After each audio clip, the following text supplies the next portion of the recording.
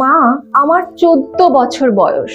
বাল্য বিবাহ এক অন্ধকার বাস্তবতা। বর্তমানে নারীদের ন্যূনতম বৈধ বিবাহের বয়স 18 বছর এবং পুরুষদের জন্য 21 বছর নির্ধারিত। এই সীমার নিচে কোনো বয়সে বিবাহ হলে তা বাল্য বিবাহ হিসেবে বিবেচিত হয়, যা দেশের আইন অনুযায়ী সম্পূর্ণভাবে বেআইনি। বাস্তবতা হলো এখন দেশের বিভিন্ন অঞ্চলে বাল্য বিবাহ একটি প্রচলিত ও গোপন অভ্যাসে পরিণত হয়েছে, যা সমাজের নিঃশব্দ ক্যান্সার হয়ে দাঁড়িয়েছে।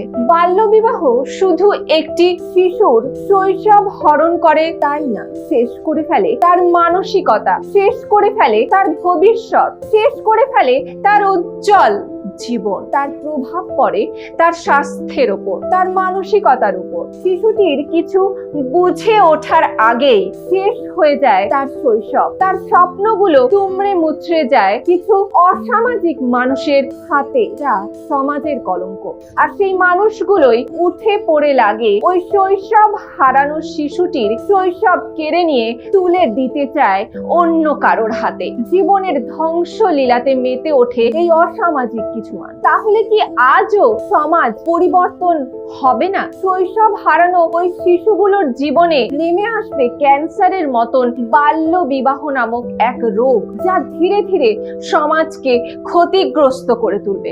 অল্প বয়সী মা হওয়ার নারীরা শারীরিক ও মানসিক উভয় দিক থেকেই ঝুঁকিপূর্ণ অবস্থায় পড়ে যায়। এছাড়াও শিক্ষা জীবনেরও ইতি ঘটে, যার ফলে তারা জীবনের গুরুত্বপূর্ণ সুযোগ সুবিধা থেকে বঞ্চিত হন। যদিও সরকার ও বিভিন্ন বেসরকারি সংস্থা সচেতনতামূলক কার্যক্রম চালিয়ে যাচ্ছে, তবুও সমাজের প্রচলিত রীতিনীতি ও দারিদ্রতা এখনো এই সমস্যার প্রধান উৎস।